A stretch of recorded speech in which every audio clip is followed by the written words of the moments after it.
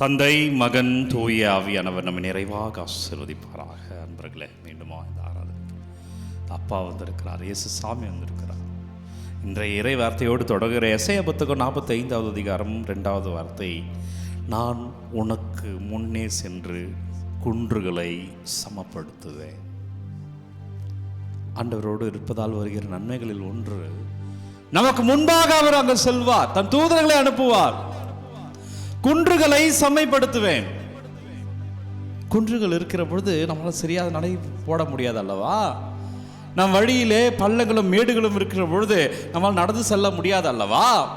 அப்ப ஆண்டவர் சொல்கிறார், இந்த வேளைக்கிழமை, இந்த மாதத்தினுடைய முதல் வேளைக்கிழமையில, இந்த குழந்தை இயேசுவினுடைய நாள், குழந்தை இயேசுவினுடைய இரக்கத்திலோடுக்காக ஜபிக்கிற வேலையில, அவருடைய ஆசீர்வாதத்துக்காக ஜபிக்கிற வேலையில, நீ என்கிட்ட வந்துட்டு இருக்க, இந்த ஆராதனையில் பங்கேற்கிற, உனக்கு முன்பாக நான் செல்வேன். அப்போ நீங்கள் உங்கள் வேலை செய்கிற இடத்துக்கு முன்னாடி அவருடைய பிரசன்ஸ் இருக்கும், அவருடைய கிருபை இருக்கும், அவர் அங்கே இருப்பார்.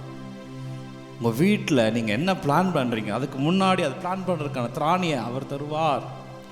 நீங்கள் வாழ்க்கையில் எதெல்லாம் செய்யணும்னு நினைக்கிறீங்களோ அதையெல்லாம் அவர் நிறைவேற்றுவார், அவர் ஆசீர்வதிப்பார், அவர் வாழ வைப்பார், அவர் செய்வார். அன்பர்களே, வார்த்தையை கேளுங்க, தொடர்ந்து வாசிக்கிற, உனக்கு முன் சென்று குன்றுகளை சமப்படுத்துவேன், செப்பு கதவுகளை உடைத்து, செப்பு கதவுகளை உடைத்து, நீங்க மகிழ்ச்சியா இருக்க முடியாம மகிழ்ச்சிக்கு தடையா இருக்கிற கதவுகளை நான் உடைப்பேன். உனக்கு எதிராக இருக்கிற செயல்கள், உனக்கு எதிராக இருக்கிறவற்றை நான் உடைப்பேன். ஆண்டவர் சொல்ற பாருங்க, கதவுகளை உடைத்து இரும்பு தாழ்பாள்களை தகர்ப்பேன். நீங்க கட்டுகள்னு சொல்லுவாங்க, நீங்க முன்னேற முடியாமல் இருக்கிற சூழ்நிலைகள், எவ்வளோ உழைச்சாலும் அந்த காசு வீட்டில் தங்காது, எவ்வளோ பணம் வந்தாலும் அது வேற வழியா செலவாகிட்டே போகும், ஆசீர்வாதம் இல்லை. அப்போ அது நிற்க மாட்டேங்குது, மகிழ்ச்சி நிற்க மாட்டேங்குது. அப்போ ஆண்டவர் சொல்கிறார், நீ என்னோட வருகிற பொழுது ஜபிக்கிற பொழுது இரும்பு தாழ்பாடுகளை, அந்த கட்டுகளை, அந்த தீவினைகளை, மகிழ்ச்சி வீட்டில் தங்காதபடியா, எப்பவுமே வீட்டில் சண்டை இருக்கும் பாருங்க, அதுதான் கட்டுகள், அதான் பொறாமைகள், அதான் வீட்டில் இருக்கிற தீமைகள், அதை இரும்பு தாழ்பாடுகளை தகர்ப்பேன் என்கிறார். அதை எல்லாம் செய்வேன். ஆண்டவர்கிட்ட வந்துருங்க, அவர்கிட்ட ஒப்பு கொடுத்துருங்க, அவர்கிட்ட ஜெபிச்சிருங்க. ஆசீர்வாதம். பிரியமானவர்களே, அப்பா நன்றி. குறிப்பா இந்த வேலைக்கிழமை குழந்தைகளெல்லாம் ஒப்பு கொடுங்க. அப்பா நன்றி. ஆண்டவரே ஆசீர்வதிங்க ராஜா, அப்பா வழி நடத்துங்க, இயேசுவை ஆசீர்வதிங்க, வல்லவரை ஆசீர்வதிங்க, நல்லவரை ஆசீர்வதிங்க. முழுமையாய் ஒப்பு கொடுக்குறேன், வழி நடத்துங்க ராஜா.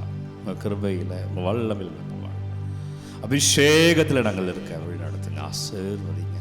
துதிக்கிறோம், ஆராதிக்கிறோம். இன்றைக்கு நற்செய்தியில் பாருங்க, நம்ம என்ன செய்யணும், என்ன செய்யக்கூடாது.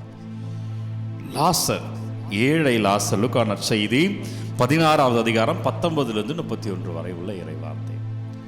ஏழை லாசர் செல்வந்தர். இந்த ஏழை லாசர் பரலோகத்தில், இந்த செல்வந்தர் நரகத்தில். ஏன் அப்படி போனாங்க யோசிச்சு பாருங்க. இதில் என்ன அடங்கி இருக்குன்னா, என்ன செய்யணும், என்ன செய்யக்கூடாது, இதை பின்பற்றணும், இதை பின்பற்றக்கூடாது. ஏழை லாசர் ஏழை என்பதாலே போனாரா? அப்ப ஏழையா இருந்துட்டா பரலோகம் போயிடுவாங்களா? அப்படி அல்ல. அவர் ஏழையா இருந்தாலும் அவர் பிடித்தது கடவுள், மற்ற ஒன்றுமே இல்லை, கடவுள் மட்டும் தான். அந்த கடவுளை பிடிச்சுக்கிட்டார், கடவுளை பிடிச்சுக்கோ. இந்த பணக்காரர் செல்வந்தர், அவர் ஏன் நரகத்துக்கு போனார்? பணக்காரர் என்பதா இல்லையா? பணக்காரர்களெல்லாம் நரகத்துக்கு போயிடுவாங்களா? அப்படி அல்ல. பணத்தை வைத்து நீ என்ன பண்ண? தன் வீட்டு வாசல் முன்னாடியே ஒருத்தர் ஏழை இருக்கிறானே, அவனுக்கு நீ என்ன செய்த? அந்த பணத்தை வைத்து நீ என்ன உன்னை காப்பாற்றி கொண்டா? நீ என்ன செய்யல? உன்னை மட்டுமே பார்த்துட்டு இருந்தீங்கன்னா நரகத்துக்கு தான் போகும்.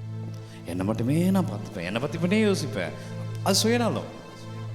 புதுநலமா இருக்கணும். அந்த மாசம் முழுவதும் அதுதான், புதுநலத்தோடு இருக்கணும். என்ன செய்தார் அப்படி லாசர் என்றார்? அவர் ஆண்டவரை பிடித்தார். தனக்கு எதுவுமே இல்லை, ஆனா இறைவன் இருக்கிறார் அல்லவா? உங்க வீட்டுல கூட கஷ்டங்கள் இருக்கலாம், ஆனா கடவுள் இருக்கிறாருங்க. உங்க வீட்டுல என்ன வேணா இல்லாம இருக்கலாம், ஆனா ஆண்டவர் இருக்கார், அவரை பிடி.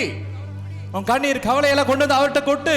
இந்த மனிதர் முன்பா அழுவதை விட, மனுஷங்கிட்ட போய் சொல்றதை விட, அங்க போனா கொஞ்சம் நிம்மதியா இருக்கும் அப்படி நினைப்பதை விட, ஆண்டவர்கிட்ட வாழ தவ காலத்துல பைபிள் எடுத்து படி, ஜெபமாலை எடுத்து ஜெபி. அம்மா வருவாங்க, ஜெபிப்பாங்க. ஏழை லாசர், அதனால்தான் பரலோகம்.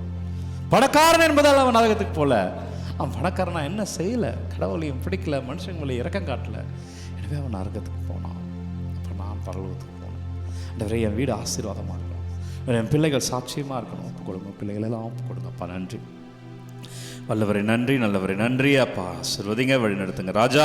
இப்போ கிருபையில் வாழ, உங்கள் பெயரில் வல்லமையில் நாங்கள் நிற்க, வேறு அபிஷேகத்தில் நிற்க ஆசீர்வதிங்க, வழி நடத்துங்க. இல்லை என்னவெல்லாம் விண்ணப்பங்கள் அனுப்புகிறாங்களோ உங்கள் பாதத்தில் வைக்கிறேன். அதை வேண்டுங்க, ஜெபிங்க. என்னவெல்லாம் கமெண்ட் அனுப்புகிறாங்களோ உங்கள் பாதத்தில் வைக்கிறேன். நீங்கள் விடுதலை தாங்க, வழி நடத்துங்க. வல்லமையான நற்கரணை ஆண்டவர் உங்களை தொடுவாராக. வல்லமையான உங்களுடைய விண்ணப்பங்கள் எல்லாம் வல்லமையான இயேசு கிறிஸ்துவின் பெயரால் ஆசீர்வாதமாக மாறுவதாக. தலை வணங்கி ஆண்டவருடைய ஆசீர்வாதத்தை பெற்றுக்கொள்வோம். எல்லாம் வல்ல இறைவன் நம்மை தந்தை, மகன், தூய ஆவியார் நம்மை நிறைவாக ஆசீர்வதிப்பாராக. இந்த நாளும் இனிய நாளே. அன்பர்களே, ஒவ்வொரு நாளும் இடையே காலை 3 மணிக்கு இந்த ஆராதனை வழங்கி கொண்டிருக்கிறேன். யாருக்கு இந்த ஆராதனை தேவை நினைக்கிறீங்களோ அவரோட பகிர்ந்து கொள்ளுங்கள். விண்ணப்பங்கள் கமெண்ட்டில் அனுப்ப உங்களுக்கு நான் ஜெபிக்கிறேன். God bless you. Take care.